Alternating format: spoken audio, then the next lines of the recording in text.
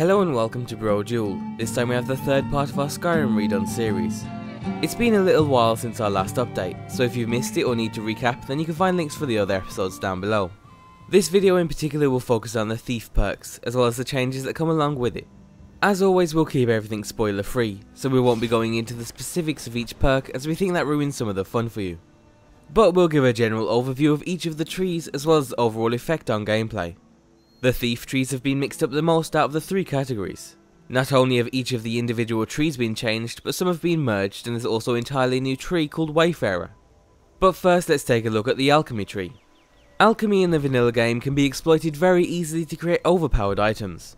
Skyrim Redone wants to fix that, and it also wants to make it slightly more enjoyable, with some interesting new options to invest in. The new perks mostly just reflect the new items and paths that you can take as an alchemist.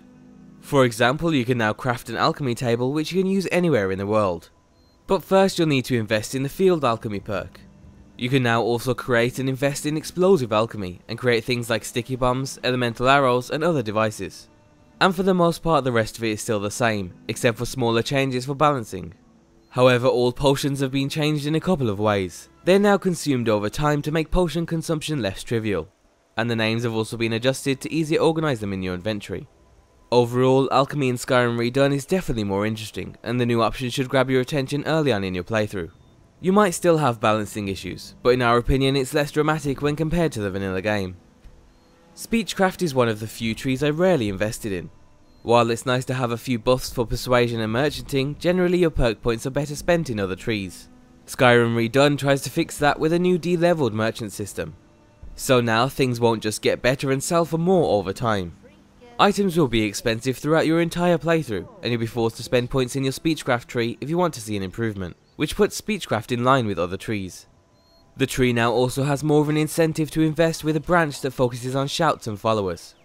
Shouts have been balanced in a way that they're slightly weaker at the start, but now you can invest in perks that decrease the cooldown or increase the damage of certain shouts.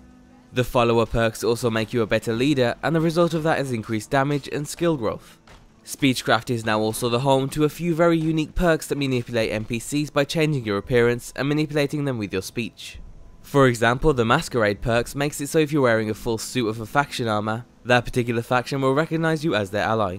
And this includes soldiers, Thalmor, Forsworn and bandits. There's also a great facade perk that allows you to craft a cowl that hides your identity while committing crimes, similar to the cowl in Oblivion. So overall, Speechcraft is now extremely unique and definitely worth investing in with Skyrim Redone. If you watched our previous video, then you'll remember how heavy and light weapons differed. Heavy weapons were slower but packed more of a punch, allowing you to knock your enemies down, whereas light weapons were quicker and allowed you to move and dodge attacks while swinging your weapon. The light armor tree is very similar, and when you're wearing it you're now much more versatile compared to heavy armor, so you can dodge attacks more easily. You'll also gain stamina boosts, and there's also a perk called Adrenaline Rush that'll give you a small movement speed boost during an incoming power attack. So the light armor tree comes with a bunch of passive buffs similar to the vanilla sneak tree. However, the sneak tree with Skyrim Redone is no longer just a bunch of passive buffs. Instead, it comes with a bunch of new sneaking mechanics to improve gameplay. For example, you can now assassinate targets, craft utility arrows, and you can also use blunt weapons to knock an enemy unconscious. There's also new magical elements, so sneaking will now enhance your ability with destruction magic. The sneaking passives are still there, but they're not quite as powerful as in the vanilla game. This isn't really because the perks are weaker, but because enemies will now be more efficient in finding you, and they'll also look for longer, so you can't just hide there for 5 seconds until all of a sudden they forget they heard a noise in the first place. The crime report distance has also been reduced, so only local people will know of your crimes. So basically, sneaking is more realistic than in the vanilla game, so you'll have to be more sneaky to be successful. Now this is where the thief trees start to get interesting.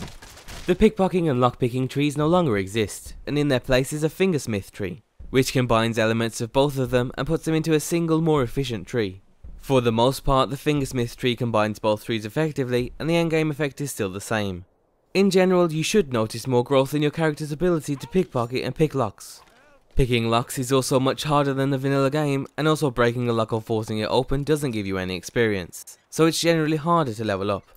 The main change this combination has is with the introduction of the new Wayfarer Tree. This is a tree solely focused on exploration and wilderness survival.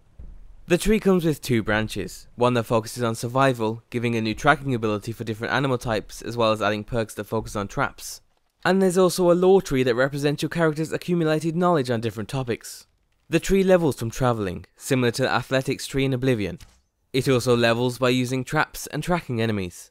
The tree is also compatible and works very well alongside Frostfall, but we'll cover that in a later video. And that's everything you need to know about the thief trees. The changes are extremely clear and there's a variety of new mechanics for you to explore in game. In particular, we really like the new sneak and speechcraft trees.